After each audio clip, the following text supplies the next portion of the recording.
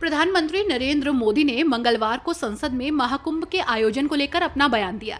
इस दौरान उन्होंने महाकुंभ को भारत के इतिहास में अहम मोड़ करार दिया और महाकुंभ की सफलता का बखान करते हुए लोकसभा में कहा कि दुनिया ने देश के विराट स्वरूप को देखा और ये सबका प्रयास का साक्षात स्वरूप था।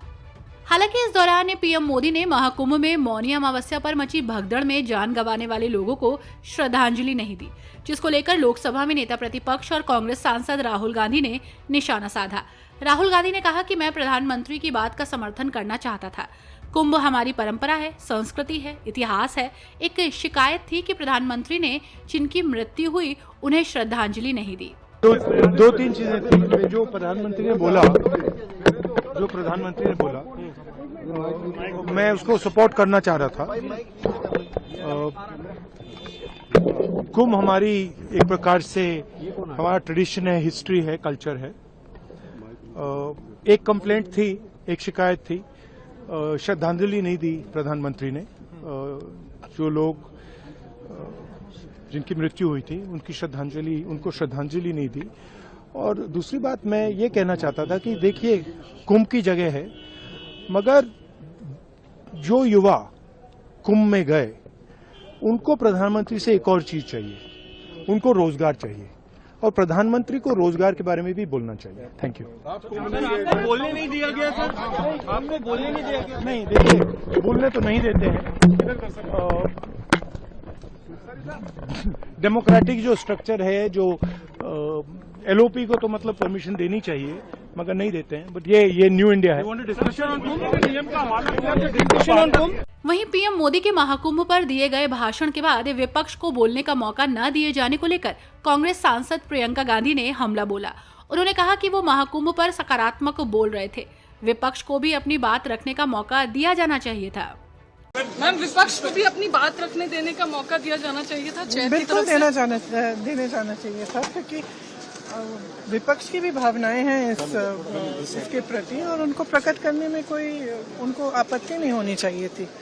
तो मेरे ख्याल से उनको 2 मिनट के लिए बोलने देना चाहिए था। वहीं दूसरी तरफ सपा के सांसद अवधेश प्रसाद ने लोकसभा में प्रधानमंत्री नरेंद्र मोदी के महाकुंभ पर दिए गए बयान में भगदड़ में मारे गए मृतकों को श्रद्धांजलि नहीं दिए जाने को लेकर निशाना साधा। उन्होंने कहा कि प्रधानमंत्री ने एक तरफा बयान दिया और सदन से चले गए। बेहतर होता कि महाकुंभ पर बड़ी चर्चा होती। प्रधानमंत्री को सदन में बताना चाहिए था कि महाकुंभ में कितने लोग लापता हुए, कितने लोगों की मौत हुई और उनके परिवारों के लिए सरकार क्या करेगी, और विपक्ष को भी अपनी बात रखने का मौका दिया जाना चाहिए था।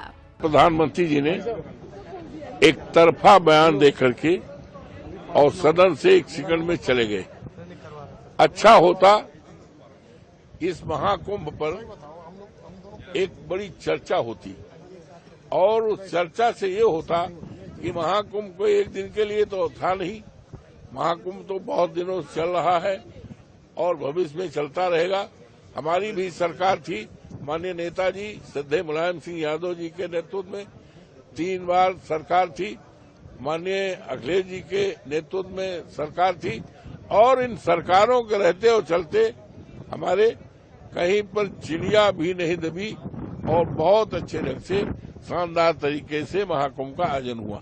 लेकिन अफसोस के साथ है कि इस बार जो महाकुंभ हुआ है उसमें चर्चाएं ज्यादा की गई, भगदड़ मची, जान है, बद इंतजामी हुई, जिसका कारण हुआ असंख्य लोगों की जाने गई। अच्छा होता कि माननीय प्रधानमंत्री जी आज जब बोल रहे थे सदन में तो देश के सामने उनको बताना चाहिए था कि कितने लोग महाकुंभ में गायब हुए हैं, कितने लोग फंसे हैं, कितने लोगों की जाने गई है और ये सरकार ऐसे लोगों के बारे में जिनकी जान चली गई है, सरकार उनके आश्रितों को, उनके परिवारजनों को क्या सहायता देगी, इस पर करना चाहिए था। लेकिन एक तरफा वो बात और विपक्ष को भी सुनना चाहिए था, क्योंकि ये भविष्य में भी महाकुंभ का आयोजन आएगा। तो इस महाकुंभ के आयोजन में भविष्य में कोई इस तरह का घटना न हो, इस तरह जाम न लगे, इस तरह से लोग न फंसे, उसको अवॉइड किया जा सके। लेकिन उन्होंने ये भी अच्छा नहीं समझा, इसलिए समाजवादी पार्टी ने वॉकआउट किया और विपक्ष पूरी तरह से अड़ा रहा, सदन चला नहीं, स्थगित हो गया। तो अच्छा होता कि सदन में इसकी चर्चा, आज हम लोग भी और हमारे नेता लगातार अखिलेश यादव इस बात पर लगातार कहते रहे, इस बद इंतजामी के बारे में चर्चा करते रहे और देश के बारे में ये बात करते रहे कि महाकुंभ का आयोजन जो हुआ है बद इंतजामी के कारण जाम हुई है, बद इंतजामी के कारण लोगों जाने गई है। तो वहीं अब पीएम मोदी संसद में महाकुंभ को लेकर दिए गए अपने बयान में जान गंवाने वालों को श्रद्धांजलि ना देकर बुरा फंस गए हैं और इसको लेकर विपक्ष उनको निशाने पर ले रहा है। वैसे आपका इस खबर पर क्या कहना है, आपकी क्या राय है, हमें कमेंट करके बताएं।